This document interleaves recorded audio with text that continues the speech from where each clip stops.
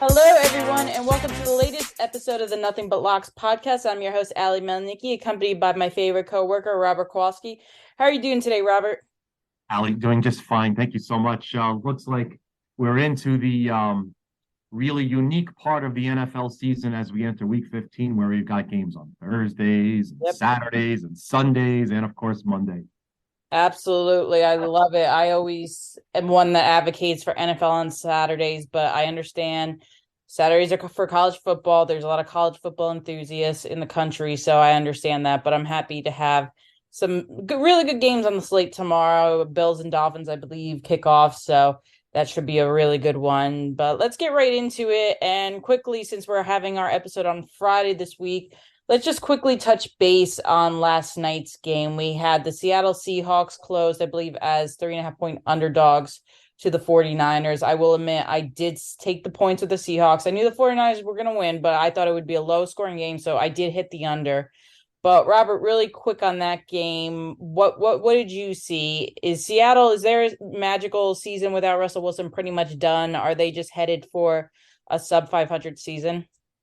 Yeah, I have a feeling that they definitely lost something behind when they went to Germany. Yeah. It's just never really been the same since. And I know it's weird, but it's kind of where I circle where they started to fail. The game for itself, it did close 3.5, but oddly enough, when I had wagers that were coming in when I opened up San Francisco -3.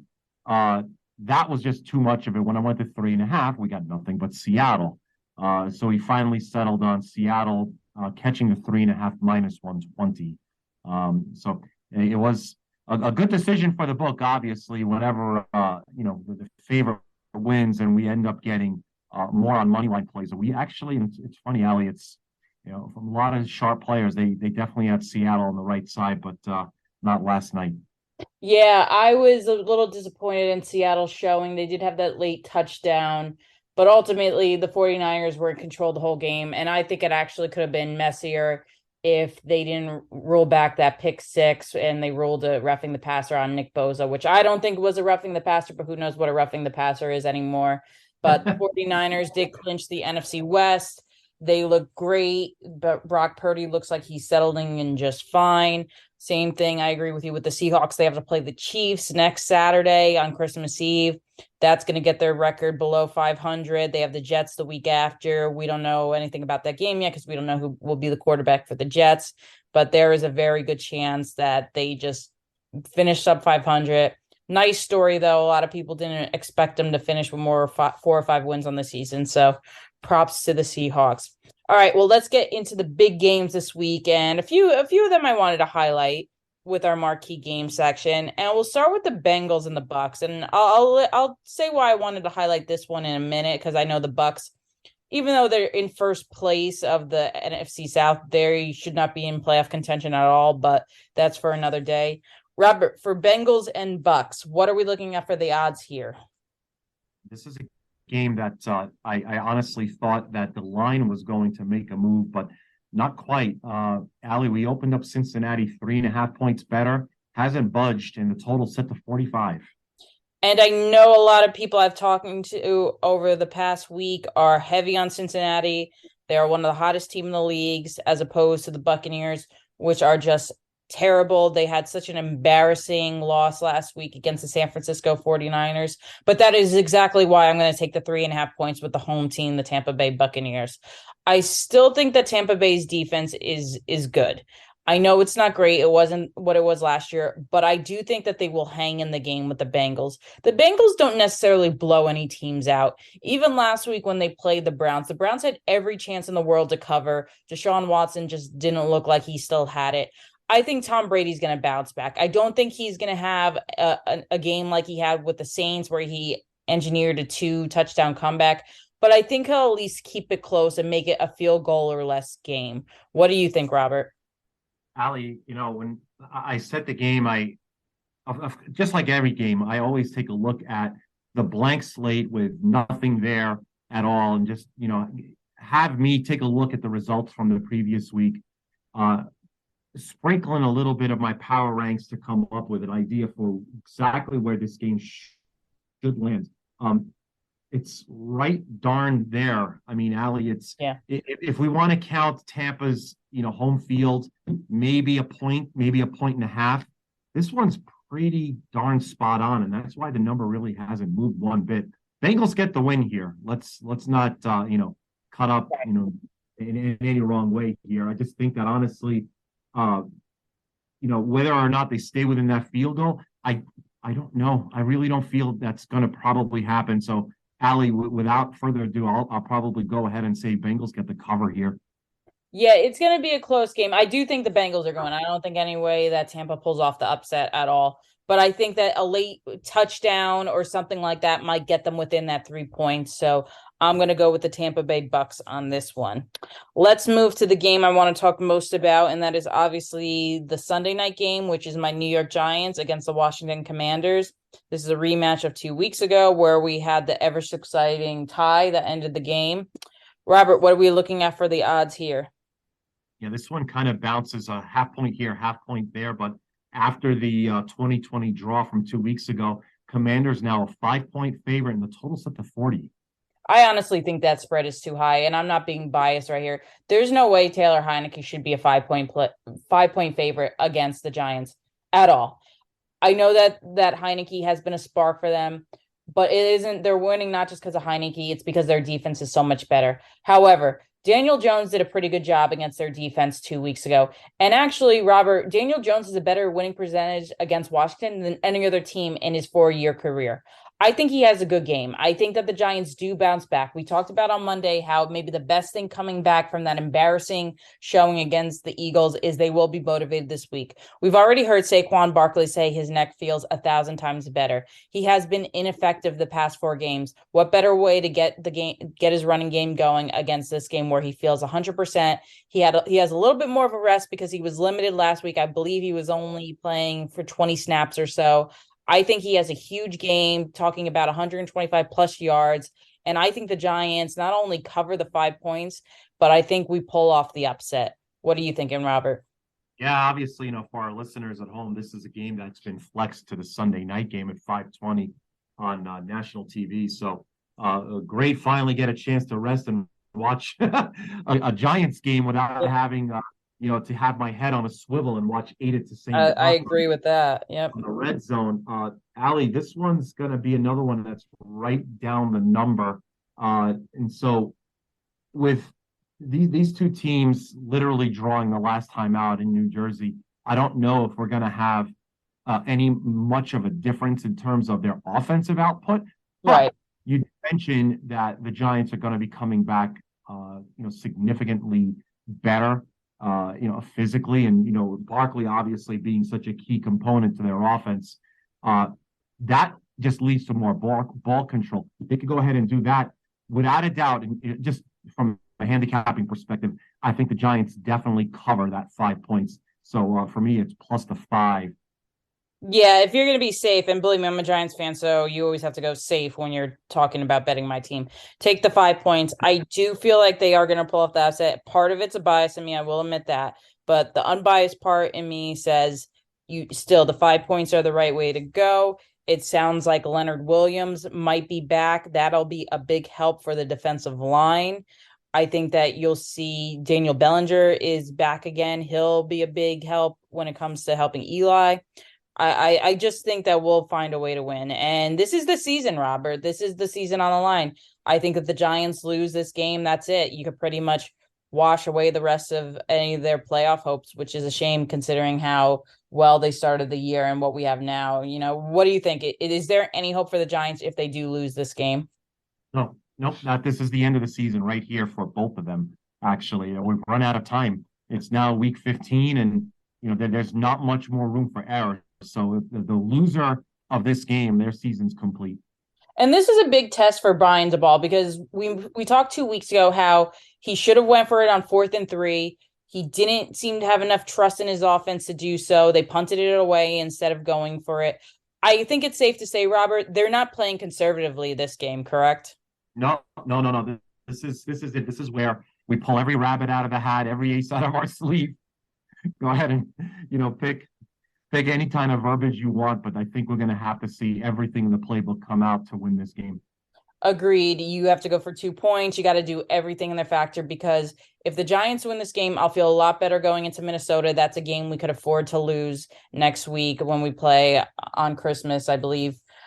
I just think you need to win this game. You can't rely on winning against the Colts on New Year's Day. You can't rely on the Eagles sitting their starters the last week of the season. And you can't rely on the Lions losing. They're the hottest team in the league right now. So you got to win this game. I'll just go ahead and say a quick little editor's note for the listener here. Obviously, number one, I did say we need to pull everything out of the hat. If you don't know by now, Allie and I are both Giants fans. Yes. And if you don't know, where were you? We've got like 70 episodes in already. Pretty much. Okay. I don't even put the editor's note because I think people know, especially when I talk on Twitter. Everyone knows I'm a Giants fan because I'm always suffering. So we never have it easy. Thanks. So let's continue. All right, let's go to the Titans and Chargers. And I will say before I say which side I'm on, this is probably my favorite bet of the week. So Robert, what are the odds here? Oh, brilliant. Okay, let's go here then. The Chargers and Titans, both teams 7-6. Both teams absolutely and similarly to the Giants and the Commanders. The loser here is in deep trouble for lack of a better term to make the playoffs here. We open this one up. Chargers 3-point favorite and the total 46.5. I'm all over the Titans on this game. I've talked many times how I consider the Chargers the most inconsistent team in all of the NFL. And it's worked for me over the years. If the Chargers win or cover one week, I bet against them the next week. If they don't win or cover that week, I bet it for them the week after. Makes no exception here. But that's not that's not the main reason that I'm taking the Titans. The Titans are playing in desperation mode right now. They just lost 2 straight. They have the Jaguars breathing right down their necks. But going against the Eagles defense when they got blown out and going against the Jacksonville Jaguars defense that has been improved very much so in recent weeks are way different than going against the Chargers defense. The Chargers have one of the worst run defenses in the league. What does that bode well for? For Derrick Henry. What are the Titans going to do? They're just going to pound the ball with Henry. They're going to take control of their clock. The time of possession is going to be in their favor. Keep the ball out of the hands of Justin Herbert. Herbert has his arsenal back. He has Mike Williams. He has Keenan Allen. But I think that the Tennessee Titans are going to do everything in the world to keep them off the field. Mike Vrabel is still one of the best minds in the game. I think they do enough. I like them to upset, but I'm not going to go so far as to guarantee the upset. I will guarantee, in my opinion, this is the Nothing But Locks podcast, my lock of the week is for the Titans to cover. What do you think, Robert? Yeah, I'm going to agree with you here as well. I think they do cover, although I do think the Chargers end up with the victory here. Going to be a tight little squeeze to get in through that window of it landing on 1 or 2.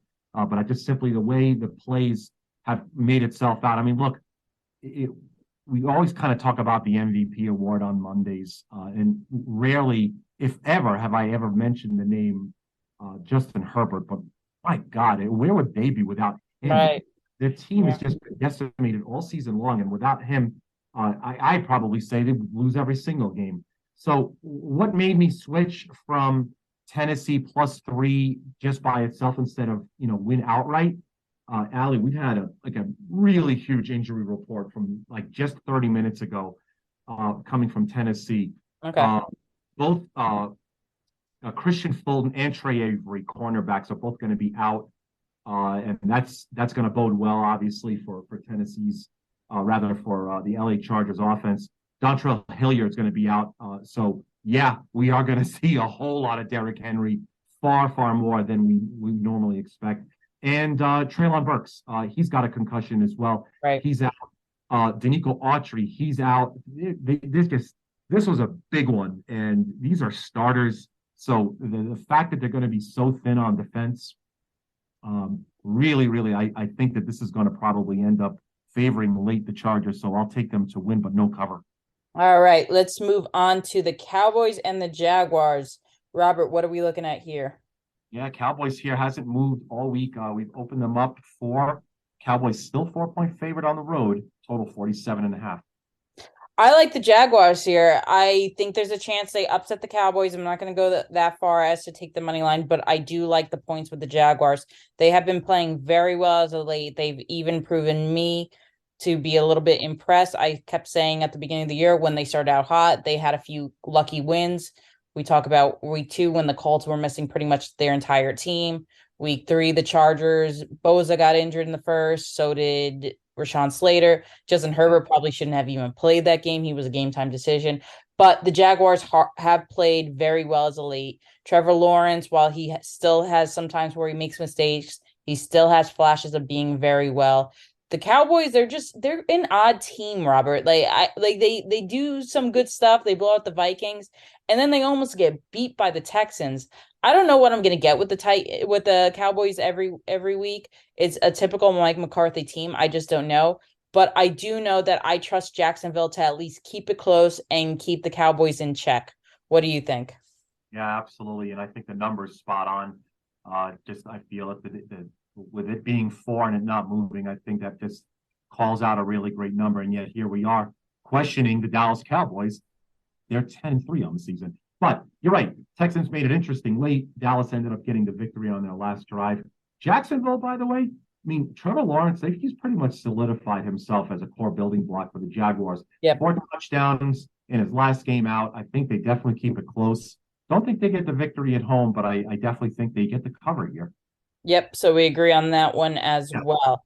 Let's move on to the last game I want to highlight before we get into our rapid fire round, and that is the big one on Saturday, and that is the Bills and the Dolphins, a rematch from week 3 when the Bills defeated the Dolphins. If you remember at the end of the game, the Bills had a chance to, I believe, tie it. They ran out of clock time. There was the infamous video, their offensive coordinator just completely destroying the press box. But we do have the Dolphins are on a little bit of a losing streak. They lost back-to-back games against the 49ers and the Chargers. They're back on the East Coast this week, but they have to go all the way up to Buffalo. I believe the weather calls for it somewhere in the low 20s. So it's going to be a cold one there for a very warm weather team. Robert, what are the odds here? I opened this one up Buffalo 7.5, knowing that I was probably going to get a good swift kick right in the ass on a play with Miami, and I did. So we're now at 7, and the total set to 44. You know, my office pool is locked at 7.5, but I'm still gonna lay the points. It was one of the biggest games I kept going back and forth with.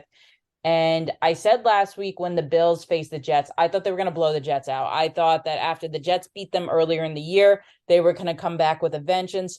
What I didn't take into consideration is even if the Jets struggle to score, their defense always plays hard. They have one of the most underrated defenses in the league. They're definitely a top 5 defense. Now, Miami, exact opposite. They're a bottom 5 defense in the league. I think this game, the Bills go crazy. I think they blow out the Dolphins. The Dolphins just haven't looked the same the past few weeks. I don't know if something's wrong with Tua. He just doesn't look like he's connecting with his receivers. While the Bills, they don't have the same elite defense that they had when Von Miller was healthy, they are still a very good unit. I think they caused Tua to make mistakes. I don't think he's going to play well in the cold weather. That does have an effect on them. And Josh Allen knows nothing but playing in the cold weather. I think that the Bills win this game by 10 points or more. Tell me I'm crazy about that, Robert.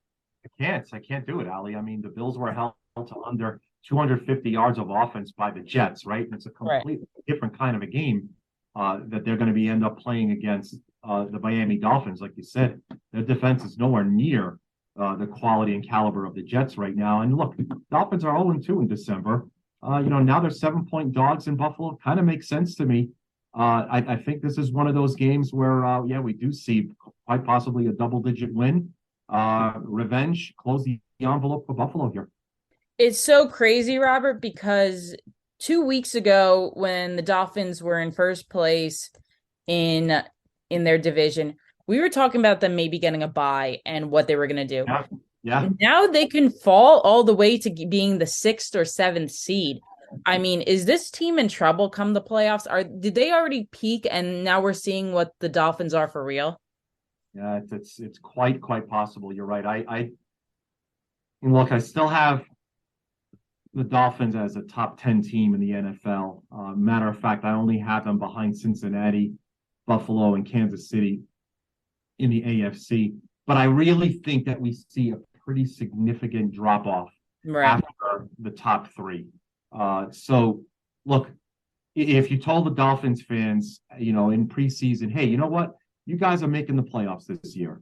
You'll probably make some noise, and that's about it. I think that you're going to say, yeah, okay, I'm pretty happy based on the last 20 years of Miami Dolphins futility. I mean, look, you're 8-5. I honestly think you're probably going to make it into the playoffs. But yeah, no AFC championship this year in Miami.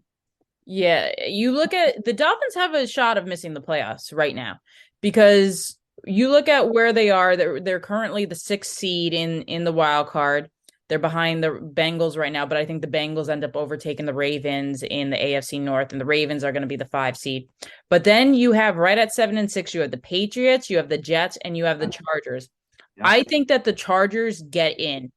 And then as a Dolphins, you're going to have to battle. I think it's going to come down, Robert, to week 18 when the Dolphins play the Patriots, and that's going to be the result of who's going to get the final seed. Do you think that's the case?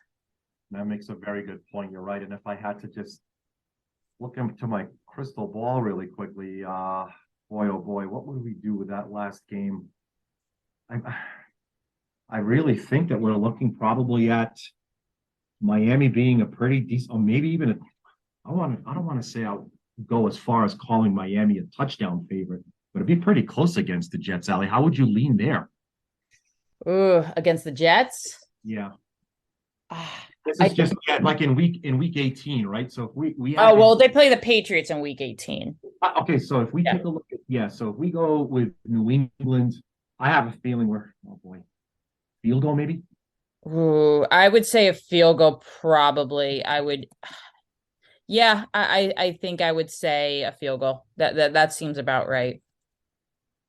Gonna be close. Week 18 is gonna really matter this year. Yeah. Oh wait, I'm sorry. So they play the Patriots in week 17, and then they play the Jets in week 18. So those two games are really going to be the factors of who gets there. I mean, yeah, Robert, the last 2 weeks can indicate if they're going to make the playoffs or not. Forget about week 18, week 17 as well. So like I said, I mean, just harkening back again to the NFCs, Giants, Commanders, their seasons coming to an end literally in a couple of days. So, I mean, we're looking at every single week pretty much laying down right now who's in the playoffs and who's not. Yeah, I would say in week 17, though, Dolphins at Patriots, I would lean Patriots. It's going to be a cold one in New England. We're going to probably get a good indication how Miami plays in the cold this week. Man, whoever did their scheduling is a terrible scheduler. So they got to play they got to play Buffalo and New England in the coldest time of year. I guess that's payback when Buffalo and New England had to play Miami in the hottest time of the year. But whatever, I don't make the schedule. I think Miami's still going to get in. I really do. I think either the Patriots or the Jets, one of them are going to be the odd man out. But I don't know how confident I would be with Miami in the playoffs, Robert, because you're going to, as a Miami Dolphin, you're going to maybe have to go back to Buffalo. You're going to have to maybe play in Cincinnati. That's not the warmest place this time of year. It's Kansas City, definitely not. So I think Miami really did themselves no favors by losing that top spot in the AFC East. What do you think? You're absolutely right. No, this is look, you build the team up, and I don't know if they actually look at the start of the year. Every franchise has championship aspirations, but I honestly don't know if everyone that looked at the roster for the Miami Dolphins thought that they were going to be this good that early, right? And so, look, we may just say this is the schedule played itself out well for Miami, and now we're entering December, and this is kind of where they kind of fold. This is literally what it's looking like. After Buffalo, they could be staring at 0-3 for the month of December. And you're right, Allie, we might not see Miami in the playoffs after all. I mean, there's even a good shot next week that somehow the Packers upset them. Aaron Rodgers says he's going to play for the Packers until they're mathematically done. They're still mathematically alive. I don't think there's any way the Packers get into the playoffs. Stranger things has happened, I will say that. But that's not, it's still Aaron Rodgers. It's still the Packers. I know they haven't played well, but that's just not a game that you overlook. All right. Well, those are the marquee games that Robert and I highlighted. Let's quickly go through the rapid fire round because unfortunately we are running out of time. Robert, first game to pounce on. Colts and Vikings. What are we looking at? Yeah, this one obviously after we pretty much tore apart everything that has to do with Minnesota, we're now looking at the Vikings as a 3.5 point favorite hosting the Colts, and the total 47.5. I love the Colts here. I've been hammered by Minnesota fans for weeks, me saying how I believe Minnesota is overrated, and I still think they are overrated. And they have struggled most of the season when they've played elite defenses. You saw them get blown out by the Eagles and the Cowboys. You saw last week, not only did they get beat by the Lions, but the Lions have an underrated defense that has been playing well in recent weeks. They got lucky against the Jets. I will give them that game. The Bills, I just talked about how they no longer, I don't consider them an elite defense. I know that they did play when Von Miller was healthy, but their secondary was still missing a lot of key guys. I think that going up against Indy actually still has an underrated defense. They've allowed, I believe, they've allowed the eighth least total yards this season. Even though their offense is struggling, their defense is still playing very well. I think this is a bad matchup for Minnesota, especially with Indy on a bye week. I think they got their act together after being embarrassed by the Cowboys. They allowed 50 something points in that game.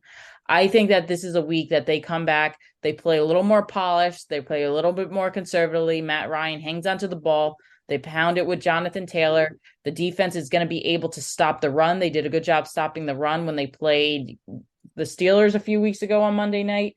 I think this is a bad matchup for the Vikings. While I'm not going to go ahead and say Indy's going to pull off the upset, though I think it's very feasible, I do think they keep it close and keep it within a field goal. What about you, Robert?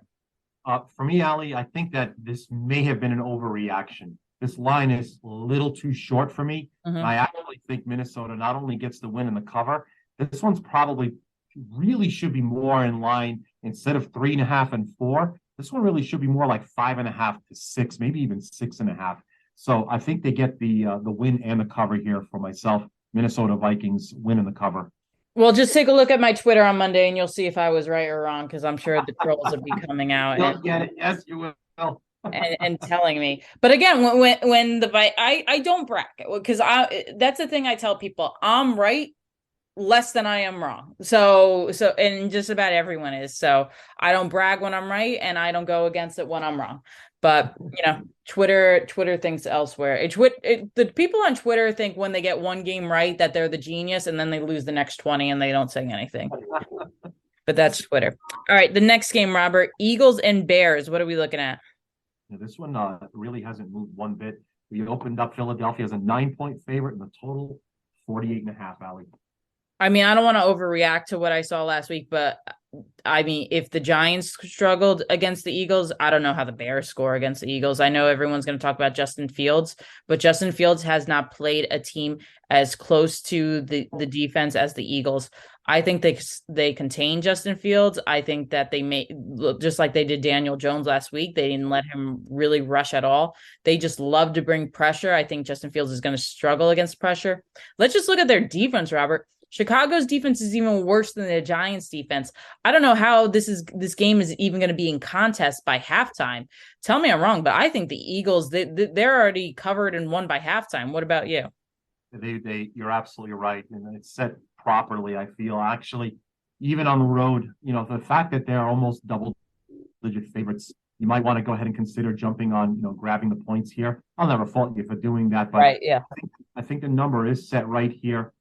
Chicago at 3-10, right now what they're doing is just, using the rest of the season, just using the opportunities to see who's going to contribute from 2023. Philly, they're marching into the playoffs. Heck, they're looking at getting that first round bye. And I think that this one, you're right, this one's probably going to be over early in the third quarter. I think the Eagles win by double digits. All right, let's move on to the Ravens and Browns. Still no Lamar Jackson this week. What are we looking at, Robert? Yeah, we're opening up the Cleveland Browns 2.5, moved up to 3 already. And so now the total set to 38, Ali, 38. I'm going to go with the home dog, the Browns. This is the first time they're back since Deshaun Watson has returned from his suspension. I think playing in front of a friendly crowd is definitely going to help him. He improved last week after having a poor outing his first week against the Texans.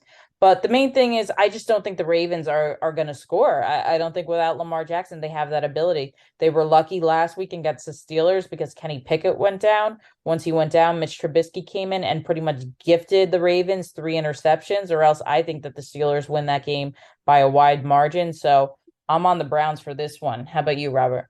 I think I'll follow you here as well. Anthony Brown, by the way, is now the quarterback for the Baltimore Ravens. Oh, yeah, that's right.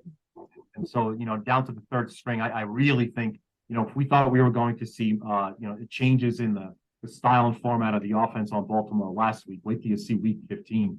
I think there's no real time to tinker here on a team that's 9-4, and I'm positive they all can't wait for Lamar Jackson to come back. But in the meantime, Cleveland gets the win here and the cover. All right. How about the Chiefs and the Texans, Robert? What are the odds here? This one, it could be as high as you want it, Allie. Kansas City, we opened them in 14 and it hasn't moved. Total did jump from 47.5 all the way up to 49.5 now. I mean, the 1 week I don't take the Texans in like the past 5 weeks. They decide not only to cover against the Cowboys, but almost pull off the upset. This is another one where I went back and forth because I don't know what I'm gonna get with the Texans. They seem to have a little life last week. I don't know if they're pretty much just playing with we don't care, we're gonna play our hearts out. Kansas City doesn't necessarily blow anyone out. They allowed Denver, who's as inept on offense as they come, to pretty much cover last week. They came within a touchdown. I hate to say it, Robert, but I'm gonna go back to the Texans and take the points. What about you? Can't blame you. I mean, it's not only double digits, it's a really wonderful 2 full touchdowns that'll get you a push. So, I mean, look, they held tight with Dallas, right? And now obviously, they've got another home game here. It's just so weird to take a look at a team that's 1-11-1 against 10-3 and backing. But you know what? Double digit. I just default press dog. And at 14, I'm going to have to do the same with you. Yeah, and you know what, Kansas City, this is a game I could see them being up by a lot and really not playing much, keeping the Texans at bay and allowing them to feel a little good, get within everything, but not too close. All right, let's move on to the Lions and the Jets, and I will be at this game on Sunday. My brother's a Lions fan.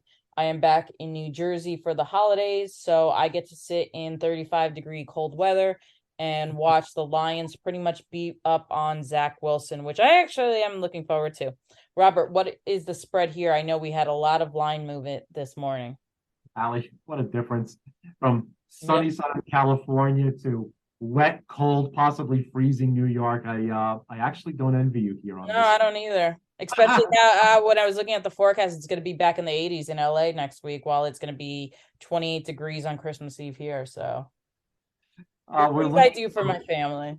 It's family first. It's what I always say. So, this game, Lions, we open this game up pick because sure, why not take two teams that are almost mirror images of each other and open them up picks. So the game went to the Jets side first as a 1-point favorite, and then went back down to pick. And now with news that Zach Wilson will be starting for the Jets, boy, was there a heavy push on the Lions. We went straight to, and now we're all settling in with Lions 1.5 points better. Total now 44, way down from 47.5. So I like the Lions before Zach Wilson was announced as the starting quarterback. Now I love the Lions with Zach Wilson announced as a starting quarterback, and that's all I need to say about that one. How about you, Robert? I agree with you. Before it even started, I mean, look, Goff hasn't thrown an interception now in 5 weeks. Yep. And I just don't like the inconsistency coming from the Jets on an offensive perspective. I think the Lions will have just enough firepower here to, I mean, look, we'll see what the differences are between the Lions offensive attack and the Buffalo Bills offensive attack because they're playing the same Jets defense. I think the Lions get the win here, Allie. So if they get the win, they think they get the cover. Yeah, and I like the under on this game as well very much.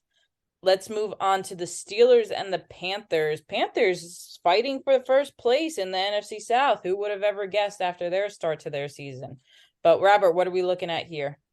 That is absolute madness that they could actually control their own destiny and make the playoffs with winning outright. We opened up Carolina as a 2-point favorite, and that was too short. They're up to 3 now, and the total's now 37.5. I think this is an overreaction to Carolina beating Seattle last week. I really do. I liked Carolina last week. I had the upset and the cover on them, but that was more so I just didn't think that the Seahawks were as good as they were, and proved me right. I think the Steelers are a much better team. I know we aren't for sure. We don't know if it's going to be Mitch Trubisky or Mason Rudolph starting for them, but I think either way, that defense is going to prove to be too much for Sam Darnold. I think that they have the better coach with Mike Tomlin. They should have won last week against the Ravens, but I mentioned how Mitch Trubisky threw 3 interceptions. I don't think he's going to be as bad this week because he's not going to have to come off the bench. Even if Mason Rudolph starts, I actually think Mason Rudolph might be a little bit of an upgrade over Mitch Trubisky, but I still like this getting the points with the Steelers here. How about you, Robert? I agree. Whether or not it's going to be Trubisky or whether it's going to be anyone, because we definitely know it's not going to be Kenny Pickett. That's for sure. Yeah. With his concussion, he's not going to be playing. So they can go ahead and prep all they need to. I do agree with you. I think Carolina laying 3. That's a steep number, even if they are the home team. I don't think that they really should warrant that big a number. This one's probably more like pick in my eyes, so I'll take +3 here as well. All right, Falcons and the Saints. We finally get to see the debut of Desmond Ridder. Marcus Mariota decided to quit on his team and is no longer with them. What are we looking at here, Robert? Saints opened up 4, and that's still where it's at. Total now 43.5.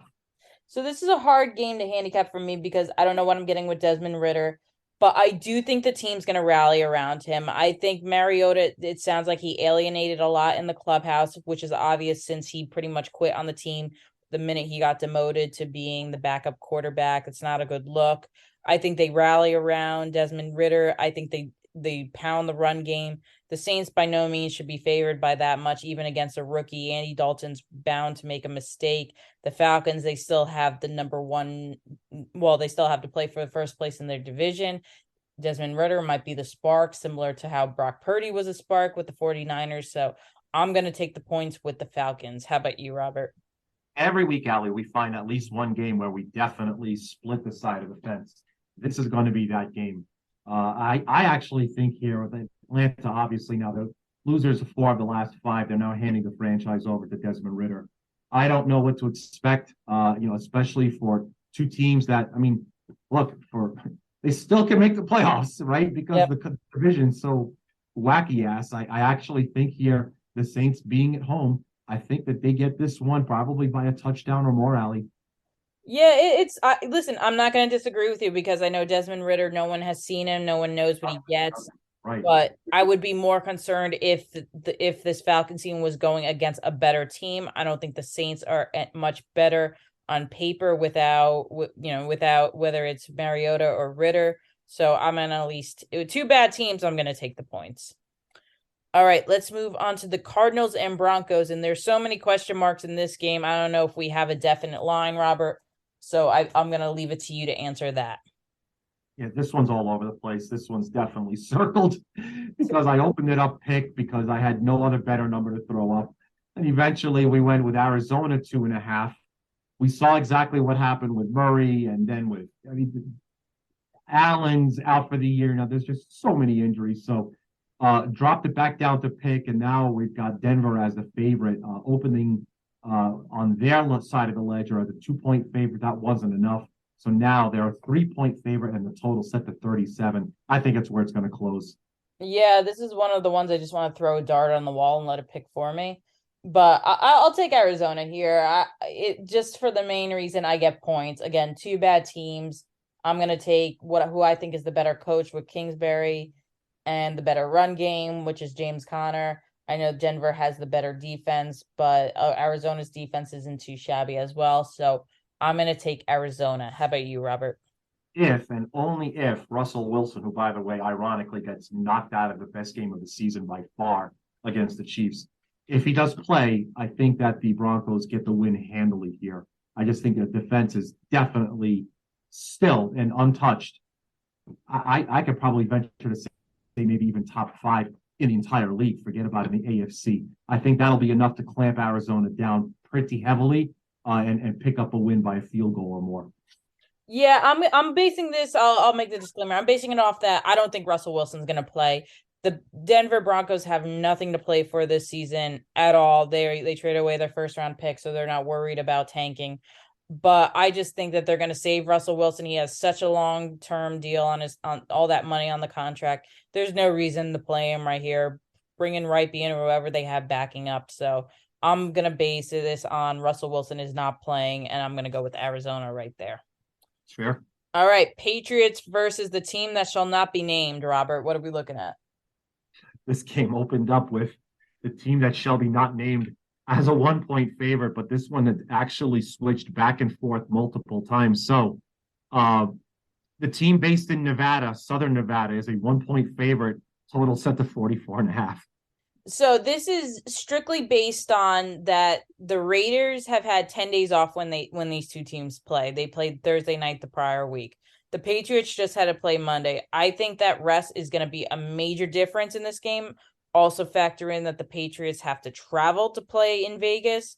So by that standard, I'm going to take the home team with more rest and less miles logged. That's really the only analysis I have for this game. I think they're pretty evenly matched despite the Patriots' record. So I'm going to go with the Raiders, Robert. How about you? Patriots picked up a season-saving win against the Cardinals last week. Um, yeah, they win by 20. There we go. No bias there at all. All right, the last one we have on Monday night. I know when the schedulers made the season, they probably thought this was going to be a huge game. It's quite the opposite, but we nevertheless have the Rams with a little bit of splash in them now that they have Baker Mayfield going against the Packers. What do we have here, Robert? I really wanted to go as high as I could, so I actually boosted the Packers up to 7.5. No, that's definitely the ceiling. So now we've got Packers 7, totals 39.5. So I included this game in my 5 best bets blog, which I was 5 for 5 in my best bets blog last week. So read the article if you can. Anyway, in the Zen Sports blog, also on the Nothing But Locks Twitter page. But back to this thing, I don't think the spread's high enough. I think that the Packers win by double digits easily. I know everyone's going to jump on Baker. He had a nice fourth quarter. Don't forget, he had a nice fourth quarter. He didn't have a nice game. He really struggled the majority of the game until the fourth quarter. I know he's had about 10 days to learn the offense and practice with the team, but this is still Baker Mayfield who struggled the entire season. One or two nice drives isn't going to condone or turn his season around. And frankly, I don't think he's playing with any better players right here than he was in Carolina. I think that the Packers have a little momentum. They're going to be at home. They're coming off a bye, so they're very well rested. Aaron Rodgers had another week to recover when he had an injury a few weeks ago. He seems to have great chemistry right now with Christian Watson. The Rams still have a defense that's just bottled down by injuries. I think the Packers cover this one easily. How about you, Robert? I think the number's set right on this, alley. I just have a feeling that I don't know. It's like I keep trying to figure out Dave Bakhtari and how important he is, and it just seems like he doesn't play. He misses more games than he plays. For as talented as he is at this point, I'm not even factoring him to the number as great the defender he is for Rodgers and the entire offense. But 7 seems about right. I don't see the Rams picking up the win here at all, and it'll probably be close. I'm wondering though, however, Ali, if maybe the Packers just kind of let off the pedal around the 10-minute mark of the fourth quarter, up a double-digit lead, maybe somehow the Rams pick up a backdoor cover on this one. So just look, there's no for me, it's definitely the stamp on the Packers picking up the win. I have a feeling though that the Rams somehow come from behind and actually pick up a cover. I think the weather is going to be a factor too. It's going to be in the teens come kickoff. Don't forget, it's a Monday night game, so it will be dark. Right. It will be cold. The Rams, they haven't played in this weather in the longest time. I think that's going to factor in a lot with how they perform too. So I'm going to still side with Green Bay. All right. Well, that is all the games. We had a full slate on the show today. I want to thank you, Robert, for joining me once again, and to the audience. I hope Robert and I gave you plenty of insight to make your picks. And before we sign off, Robert, any words of advice for the audience? Tons of fun. Again, this is just an incredible time of year as we're looking at, the last month of the NFL season. Obviously, Bulls are coming up. Ali and I we'll probably start touching on some of these games, especially as we get closer to some of the more premium versions of them. And heck, this weekend, come on, wake up early. I mean, I'm going to be up at 7 o'clock watching France and Argentina in the FIFA World Cup final. Yeah, I'm on France for this one. France in my office pool was my pick to win it all. I originally had a rematch of France and Croatia, but Croatia, as we know, lost to Argentina. So I'm going to stick by Mbappe and France. Who's your pick, Robert? Yeah, I'm with you as well. I mean, look, they've been so good for so long. Remember, they're actually missing one of their top players, in Karim Benzema. So they're still doing so well. What happens if they reveal tomorrow? Yes, sort of like Willis Reed coming from the tunnel. Benzema starting lineup. My goodness. Right now, plus 180. I jump on that right now in the 90 minutes plus injury time. All right. Well, it should be a very good weekend for sports. Like Robert said, bowl games, World Cup, NFL. You still got NBA, NHL going on strong. Have a great weekend, everyone. Take care.